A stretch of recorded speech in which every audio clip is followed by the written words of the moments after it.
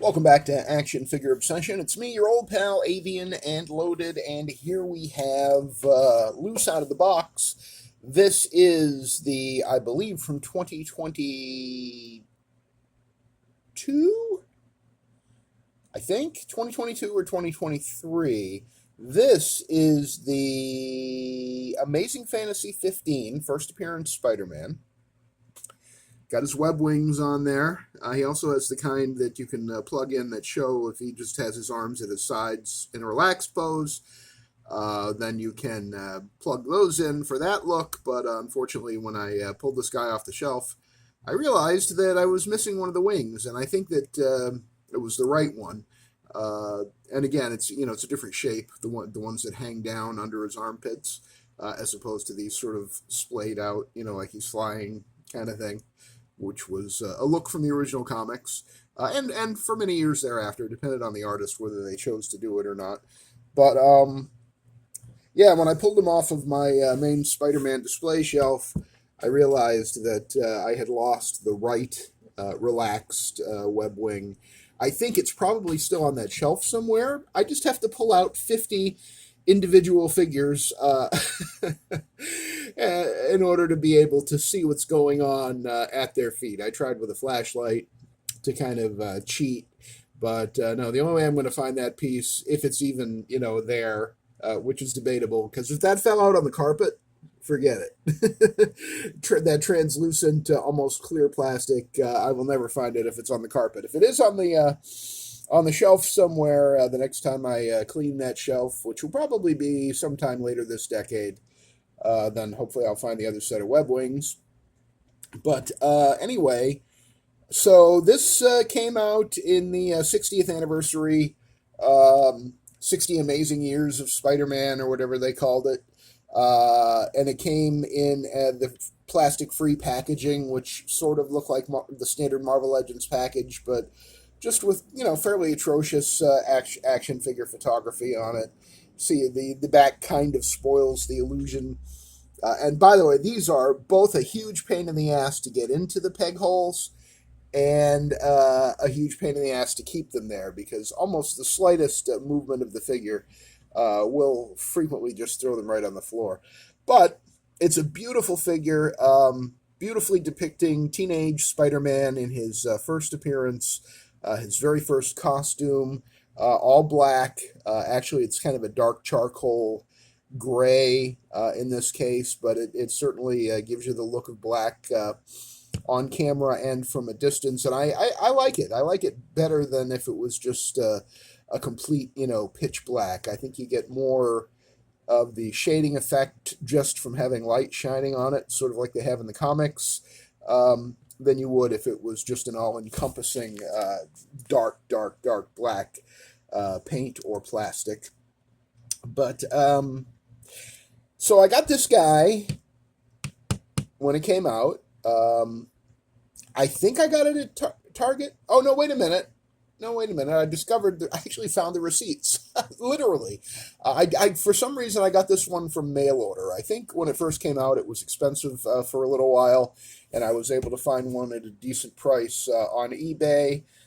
So when I was looking through for the parts for him, because I wanted to swap on, at least one pair of the web wings I had a complete pair of, when I was going through my Spider-Man fodder, I found a little baggie that had his other parts, the other hands, the web slinging hands, the web flipping hands and the fists. Well, the fists were already on him. The web flipping hands and the wall crawling hands. Thank you. And also, this one is kind of unique in that, as you can see, this is a reissue from Target that came out the following year. He has the fists on him in the package. Whoops. You still going? Still going? We'll do it live. Oh, come on, man. Suddenly I'm knocking everything over. As you can see, so he has the fists on him in the box, and these are the same accessories that came with the 60 years version the previous year. So I think this came out 2023. Was Spider-Man 1962? I'm going to guess that Spider-Man was 1962.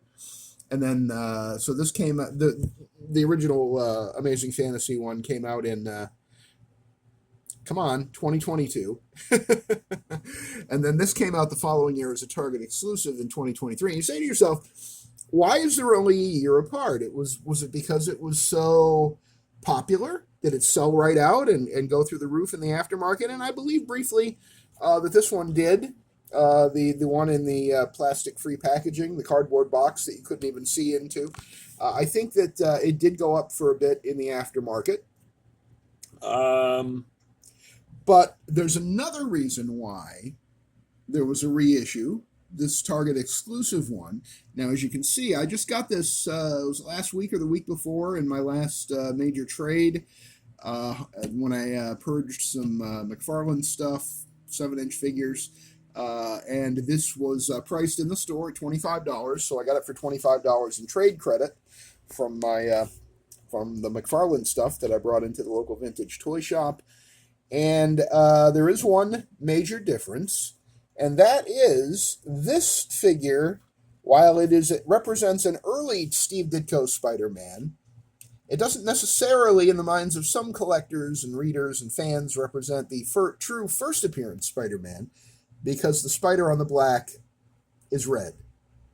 And famously, if you look it up, look up the Steve Ditko artwork from Amazing Fantasy 15, when you see the spider on his back, in that initial appearance of Spider-Man in Amazing Fantasy 15, the spider is blue. Now, I personally, there's a lot of things I really care about with comics and Spider-Man and action figures. If the spider on the back had been blue when this first came out in that 60th anniversary, that would have been fine. It would have been appropriate. It wouldn't have bothered me, I don't think. But honestly, between this look just to me is more consistent, and it's more in keeping with the overall look of Spider-Man over the years.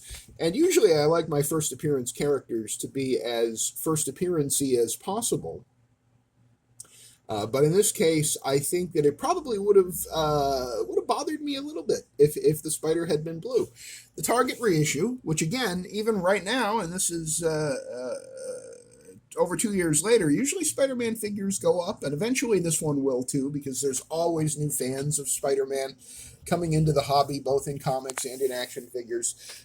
There have been plenty of Spider-Man figures over the years that have been huge peg warmers. Like in 2019, the 80 years big time Spider-Man with the green piping all over his costume. That was a redo of an earlier Hasbro one that had been a big time letdown, if you ask Shartimus Prime. But that one hung around on the pegs for a while. That big time Spider-Man in 2019, the 80 years one. The 6-armed Spider-Man and that Kingpin Build-A-Figure wave, that thing stunk up the shelves for like a year, if I recall correctly. But eventually, almost every Spider-Man, even the bad ones, even the ones that are unpopular, sooner or later, he is the one character that you can count on over a good amount of time.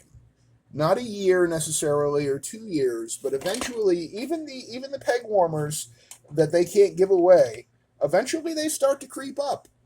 And I've seen that 6-armed Spider-Man, which is a terrible figure that really nobody asked for and nobody wanted, certainly not the way it was engineered and constructed.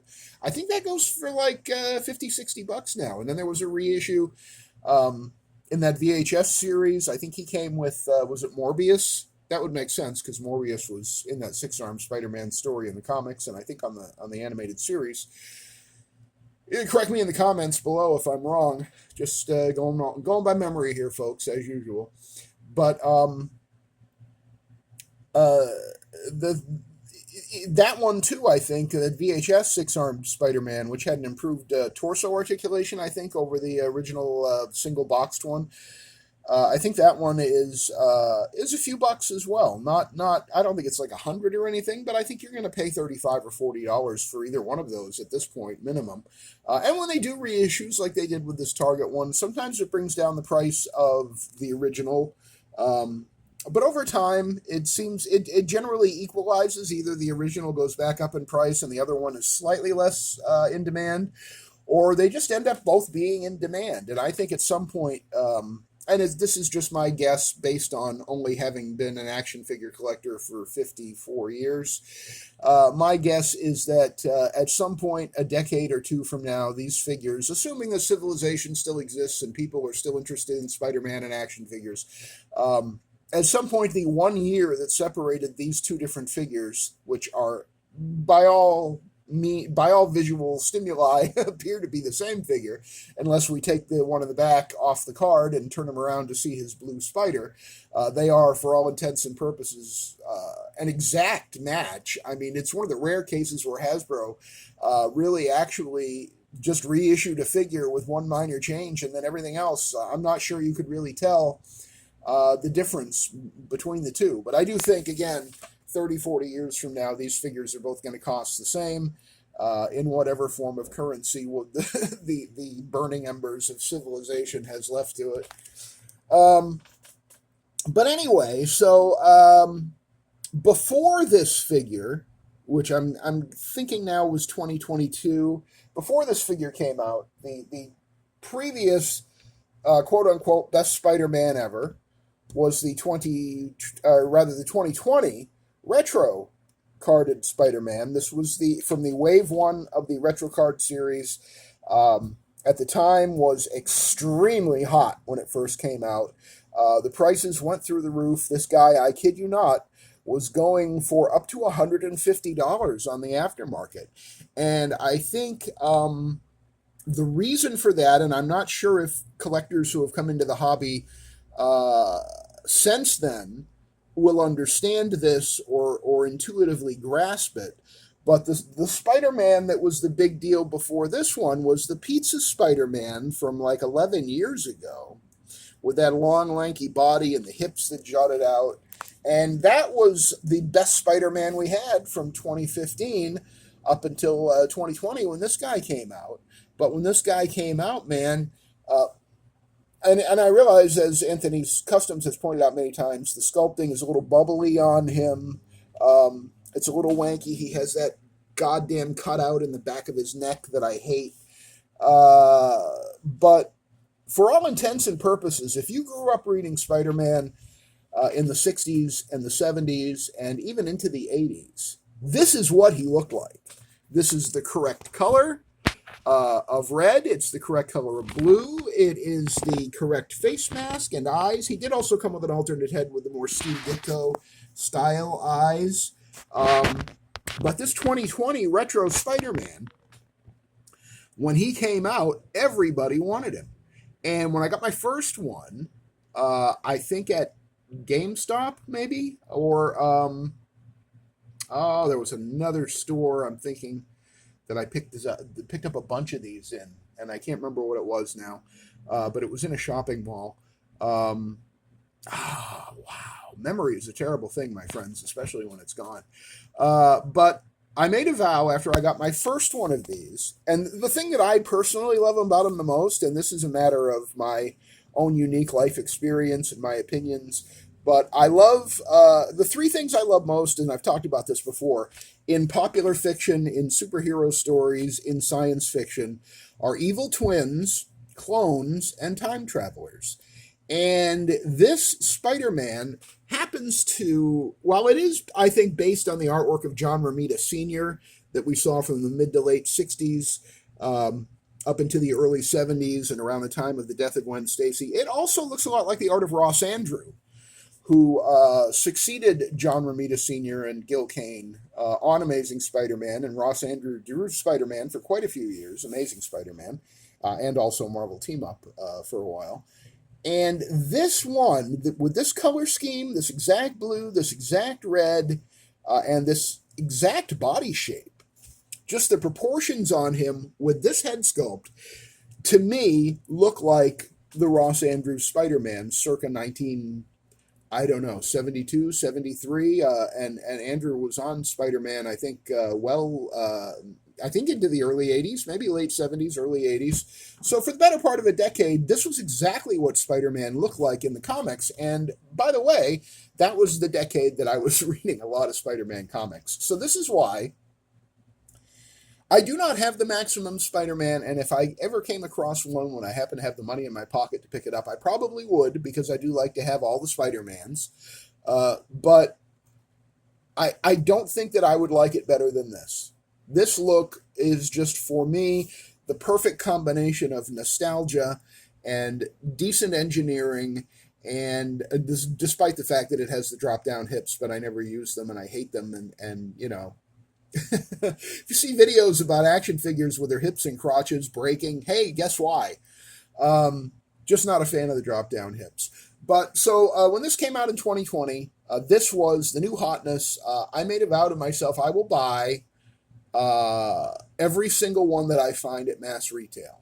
So if I'm walking around Walmart, I'm walking around Target, I'm walking around GameStop, wherever I go, if I find one of these guys, I'm getting it. And I think I ended up at one point with 13 of them. I think I opened maybe 3 or 4 of them and then just kept the rest on card, just because I was absolutely in love with having those on card. And I had a whole wall of just this figure, basically, and it made me very happy. And at some point, I did purge my entire retro Spider-Man collection, not once, but twice. I'm now kind of rebuilding it for the 3rd time. I'm deeply, deeply ashamed to say. But again, I have been doing this for 54 years. You make mistakes when you're in the same hobby for, over half a century. But this was my guy in 2020, and I loved him. And then they announced in 2022, I believe, that they were going to be doing this first appearance Spider-Man. And because he's the first appearance Spider-Man, because Spider-Man was around 15 years old when he first, took up the mantle of Spider-Man, he's shorter. He is shorter than the adult Spider-Man that the 2020 retro represents. As you can see here, maybe move that, get that out of the way. As you can see, he's a good deal shorter, like a quarter to a half a head shorter than than my favorite Spider-Man figure of all time, the retro 2021 here. And when the Amazing Fantasy 15 one came out, this one right here, everybody was excited as heck. I never used to hear people getting excited about Steve Ditko's version of Spider-Man, really. I mean, there is some appreciation among older fans, but I think most younger fans, I don't think they have a very easy time reading much Spider-Man or looking at those comics from any time before the Todd McFarlane, Eric Larson, sort of Mark Bagley era began in the very late 80s and the early 90s. But for me, like I said, the Ross Andru, Gil Kane, John Romita Sr. look just feels like my Spider-Man, the Electric Company Spider-Man. I mean, this was just the platonic ideal of Spider-Man in my mind's eye, which is why I was so excited about it in 2020. And when, in fact, I even commissioned a customizer at one point to repaint one of the 13 that I bought to be black and red. And that you can actually see that video if you look up Amazing Fantasy 15 Spider-Man on the Pounds 978 channel. That was me that commissioned that from him. If you watch that video, and he did a beautiful, beautiful job. And then this guy came out, and I had got in it, and I was hard up for cash, and I stupidly sold that custom figure, and it was absolutely gorgeous. Probably the single biggest regret of my entire 54 years of action figure collecting was getting the 2020 Retro Spider-Man you see on the left here, customized by the best customizer that I'm aware of in existence, at least in terms of painting skills. That figure was absolutely flawless. You would have sworn it came from the factory, the way that he repainted it. And, take a look at that Pounds 978 video. Just go into his videos page and hit the search bar and do Amazing Fantasy Ditko Spider-Man. I think that's the one that'll bring up the video. And don't tell him that I sold it, because I really deeply regret it, and it was in a moment where I was really hard up and desperate for cash. So if Pounds 978, if you are seeing this for some reason, I apologize. I have enormous respect for your work, and it will always be in awe of the work you did turning this guy, the 2020 retro one, basically into this guy. Whoever got that figure from me, I know that they're enjoying it, and I'm sure that they probably have sworn a vow to never to never let it out of their collection, and that's what I should have done too. But that's, action figure obsessions are tough, man. They're really tough. So you got the 2021 here, then this one came out in 2022. Then we got this guy in 2023, the reissue with the blue spider on the back, right? And then in was it 2024? Or was it again later in 2023 when this guy came out? And this is the Renew Your Vows Spider-Man, which became the new hotness, and everybody was really excited about it for a while, despite the fact that he has a giant, enormous spider on his chest. But he is a good all-around, all-purpose Spider-Man. He's just not my all-around, all-purpose Spider-Man. That's this guy right here on the left. But basically, I think before the Maximum Spider-Man came out, just as basic superhero bodies go, or Spider-Man bodies go, I should say. I think it was these three: the Retro 2021, and then the Renew Your or the Amazing Fantasy one in the middle, and then the Renew Your Vows that came in the 2-pack with Spinneret. I bought, I think, 5 of the Spinneret and Renew Your Vows Spider-Man sets the day they came out. I tended in my more affluent days to do crazy things like that. I think I bought 5 MODOKs when the MODOK deluxe figure came out. I bought like 5 of those, and then of course those were $50 each, and then they went on clearance for like 20, I think. But I had bought $250 worth of them, 5. That was one time where I guess I should have waited for the clearance, but of course, if I hadn't bought 5, it would never have gone on clearance and would now be going for, $300 or some crazy shit, because that's just how your brain works when you have an action figure obsession. So really what I'm here to talk about, and I love all these guys, I really do. I mean, I love Mr. 2020 Retro the most. Look at that handsome face. I'd kiss him if I could. Mwah! Absolutely adore him. And then the Renew Your Vows. Whoops.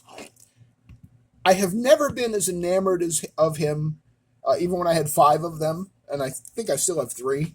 I think I have 2 others loose in my Spider-Man. See, my Spider-Man display is centered around the Jackal and the Clone Saga, because that's the easiest headcanon in the world to justify having every friggin' Spider-Man action figure that ever existed. They're all just a bunch of clones.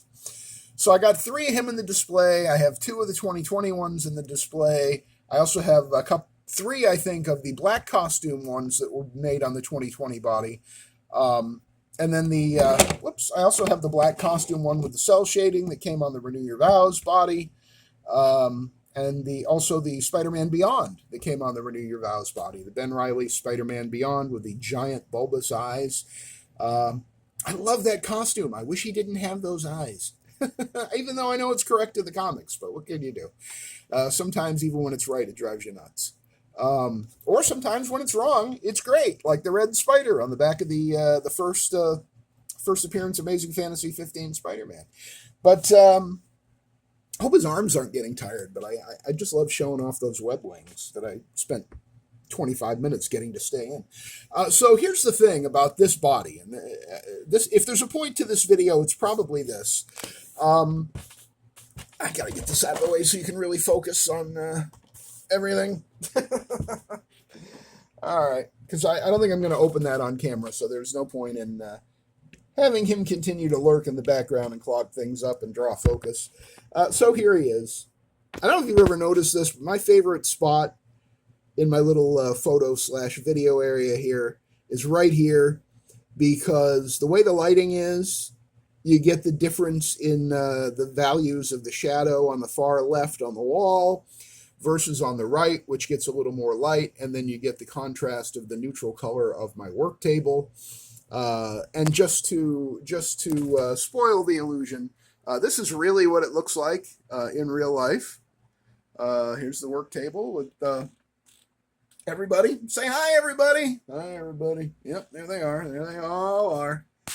Give you one good look. I try to at least once a week, give you guys a look at what's going on the work table. And one of the things that's going on is these 2 guys, because these are also, whoops. Hey, only one guy fell over. Blue Deadpool. All right. And some hands. That they don't count.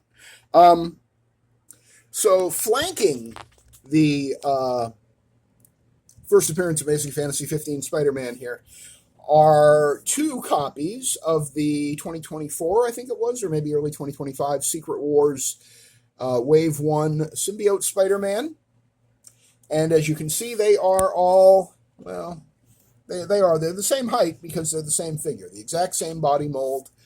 I believe the heads are new on the Secret Wars. Both this symbiote head had never been used before, and this one really had never been used before because they've never even used that look before, that sort of squinty-eyed Web of Spider-Man Charles Vess-looking expression.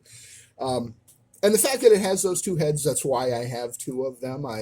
Easiest way in the world, Marvel Legends, to get me to buy two of anything is just include two very different head sculpts. If it's a slightly different expression or something like that, I might be able to pass it up. But if it's one of my favorite characters and they're two very distinct facial expressions, like we see on the Symbiote Spider-Man here, yep, okay, yeah, I guess I have to spend $60 on Symbiote Spider-Mans. But what I want to say is they have reused this Amazing Fantasy 15 body, and I think misused it quite a few times. They used it for the Amazing Friends, Spider-Man and His Amazing Friends 3-pack. They used it for the animated series, the cel-shaded version, which was really, really ludicrous because Spider-Man in that animated series, the 90s animated series, it was 90s, right? Or was it late 80s? I'm so old. No, it was 90s, I think. The Spider-Man in that original animated series, the 5-year run, he was a tall, muscular dude. He was built. He was not the Amazing Fantasy 15 body, but they used him for that anyway in the retro series. I don't have that one anymore. That went in one of the purges. I did have it, but I never opened it. And to use the Amazing Fantasy 15-year-old boy Spider-Man body, which in the center here is completely appropriate for what it is, to use it for Secret Wars, which is a comic book that took place over 20 years after Spider-Man debuted in comics, and featured an adult Peter Parker as Spider-Man, to put him on the teenage Buck in the black suit. Yeah, it looks great all by itself. I'm not arguing that. It's a nice looking figure. It moves well, but it's a teenage Spider-Man in a costume that teenage Spider-Man never ever wore in any Earth 616 comic book, and I'm not sure he ever wore it in anything ever. Did he? I don't know. I mean, I know the Ultimate Spider-Man, when Peter Parker was still Ultimate Spider-Man, when Bendis and Bagley were doing that title. I know that Teenage Spider-Man had the symbiote suit, but correct me if I'm wrong, I think it was like an eggplant purple. I know that Hasbro made an action figure of Ultimate Spider-Man in the symbiote suit, and that was definitely eggplant purple. This is not eggplant purple. This is Earth 616 black goop venom symbiote Spider-Man look. And it never existed in the comics, and yet they somehow got away with making this figure and putting it out in the Secret Wars wave. Makes no sense at all. Sorry to ramble on about this, but it just kind of still pisses me off now, almost 2 years later. The real Secret Wars Spider-Man in the Marvel Legends line is the 2022 Retro Wave 2 of the Spider-Man Retro series. That black costume Spider-Man that came out in 2022 and which was on the retro body from 2020, that black costume Spider-Man actually has the physique that Spider-Man had in Secret Wars, in the original Secret Wars comics in the mid-'80s, and in Amazing Spider-Man and other Spider-Man titles around that time. These two black suits here, this one figure with two different heads, this look just makes no sense at all. And the cognitive dissonance that it causes me of the fact that they are objectively well-made figures, but they are cynically made on this body, probably because that means they had to spend less on plastic. And that is my core assumption here, or my core, not implication, there's a word I'm looking for, thesis? My core thesis, my friends. Imagine I could edit that whole part out, and then you'd just think that I went right to my core thesis, my friends, is that I think that Hasbro Did a great job with his first appearance body. It was wonderful. And then reused it. They had to retool the bicep piece to get rid of the holes because they didn't want to keep making the web wings. And like the black costume version never had the web wings, or probably I think that one other version used the web wings. Was it the animated series one or the Spider-Man and His Amazing Friends 3-pack one? I'm not sure, but I think one of those still had the web wings. I'm not sure which. But anyway, I just think that Hasbro got away with murder. And the fans never really. I seem to be the only person that I ever see complaining about this. That these two black costume Spider-Mans, the Secret Wars Spider-Man, should be on the adult body. They should have just reissued the 2022 Symbiote Spider-Man. There's your Secret Wars Spider-Man, and then throw in the stupid lenticular shield, and Bob's your uncle, is what I'm saying. Anyway, the whole reason why I did this video is because of this guy that I got in that recent trade, the retro Amazing Fantasy 15 Spider-Man, the Target exclusive first appearance black costume, red and black costume, Steve Ditko Spider-Man. I love Steve Ditko. Absolutely one of my one or two favorite comic book artists of all time. His run on Amazing Spider-Man, just chef's kiss. From beginning to end, the progress he makes as an artist and as a plotter, from the beginning to the end of his run, absolutely stunning. And Stan Lee, thank you for putting some words on the stories that Steve Ditko created and plotted and drew. That was real nice of you, Stan. Thank you. And I'm sorry you took all the credit. You didn't deserve it. But anyway, yeah, so I thought, if I spend some time talking about all this, maybe I'll figure out, do I want to open the one that I just got recently in a trade, the retro carded Target one, because he has a blue spider instead of a red spider. That is the depraved depths, my friends, of my action figure obsession. Why don't you vote on it? I'd love to know what you think, because I honestly still haven't made up my mind. Do I open that one there? I'm not hanging on to it mint in box because it's an investment for the future. I have no intention of selling it.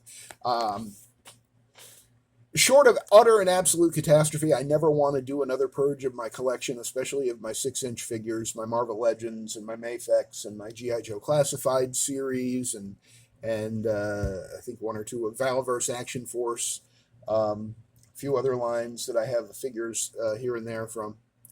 But I don't know. I don't know if I should open him or not, just because he has a blue spider instead of a red spider. Also, just because I definitely know he has the relaxed armpit webbing pieces that hang down behind him. Like when he's in this pose, he'll have the webbing behind him. I can't do that with this one because those pieces are static. And if I move his arms down, they're just going to look really weird. But I only have one of the pieces for the relaxed look. Yeah, you see the torture? You see the hell on earth that being an action figure collector is? And that's just the problem I'm having, with this guy and this guy. So, it is what it is. Tell me below what you think I should do. Should I open the one that's still on the card?